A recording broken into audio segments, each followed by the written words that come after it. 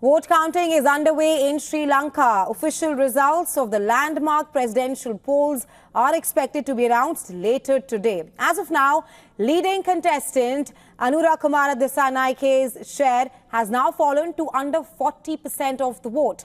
Meanwhile, Sajith Premadasa has reduced the margin. He now holds over 33% of the vote, and Ranil Wickremesinghe is in the third position with just over 17%. Votes so far have been counted for 74 out of the 160 polling divisions. When the counting began earlier in the day, Dissanayke had a massive lead with over 50% of the vote in early trends. But as of now, no contestant holds the 50% majority required. In Sri Lanka's election system, voters can mark one contestant on their ballot or rank three contestants in order of preference. And if no contestant gets 50% or more of the vote, a second round of counting factors in the preference of voters whose first choice did not make it to the top two. Counting is underway amid high security. The Election Commission has been praised for holding what many observers say as the most peaceful elections in Sri Lanka.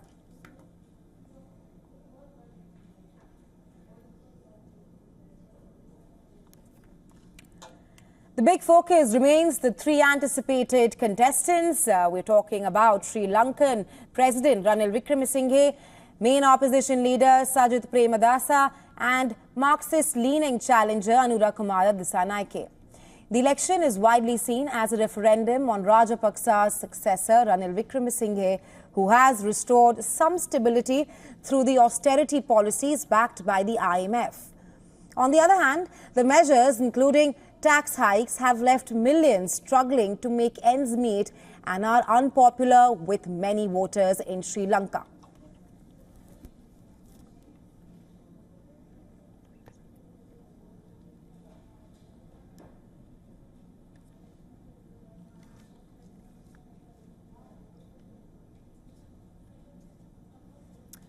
Well, for more on this, we're now being joined by Jehan Pereira. He's joining us live from Colombo. He's the Executive Director of National Peace Council of Sri Lanka.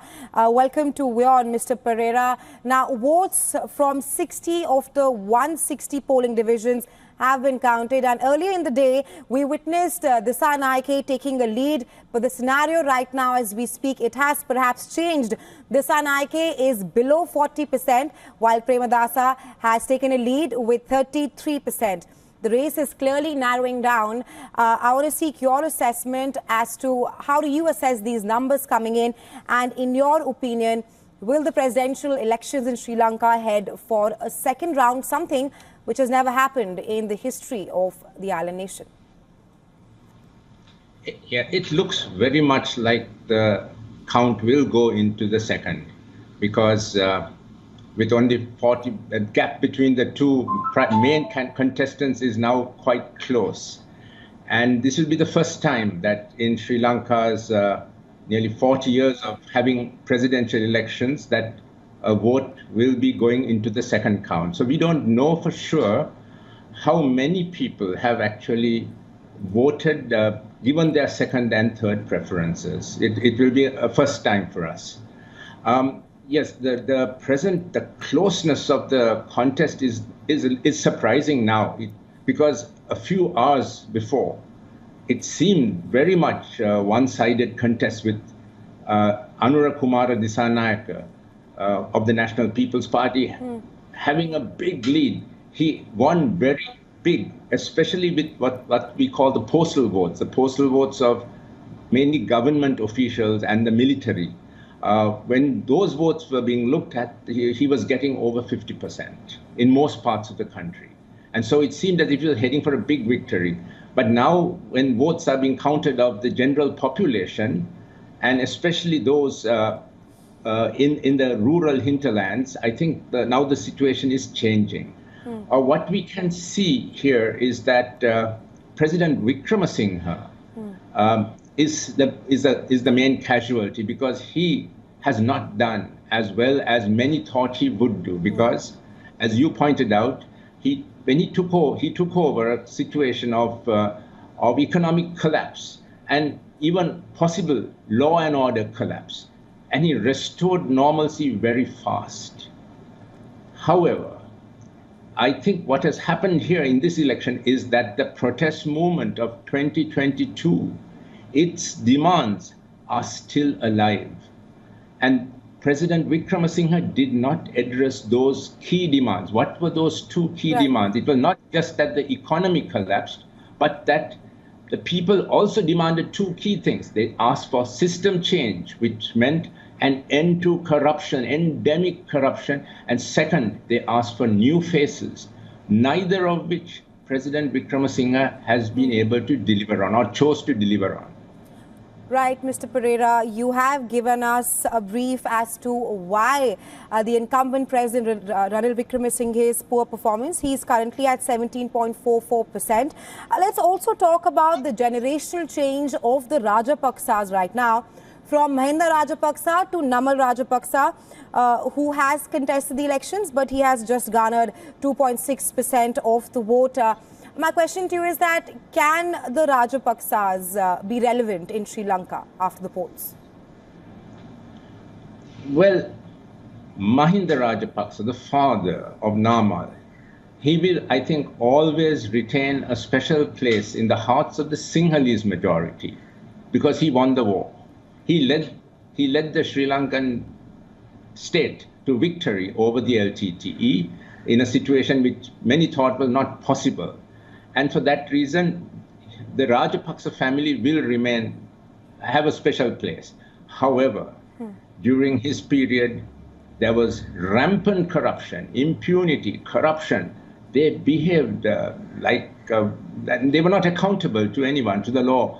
And I think Namal Rajapaksa now is paying the price of that because the economic collapse of 2022 was blamed squarely on the Rajapaksa family. In fact, people blamed them perhaps too much. They really thought, I mean, the general feeling was that they had ransacked the dollars in our country and taken them abroad. And Namal Rajapaksa is now paying the price because people have not forgotten that.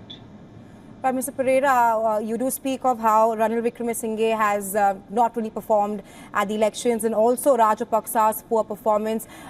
With a tight race between Premadasa and Dissanayake, do you think that the Sri Lankans are finally voting for a change? Because Dissanayake, who is currently leading with a small margin perhaps, he championed his campaign on eradication of poverty and corruption. Yes, this is a vote for change, definitely, because both Premadasa and Dissanayake stand for change. Dissanayake stands for the more radical change. He stands actually for system change because his party has never had more than 5 to 6% of the vote before.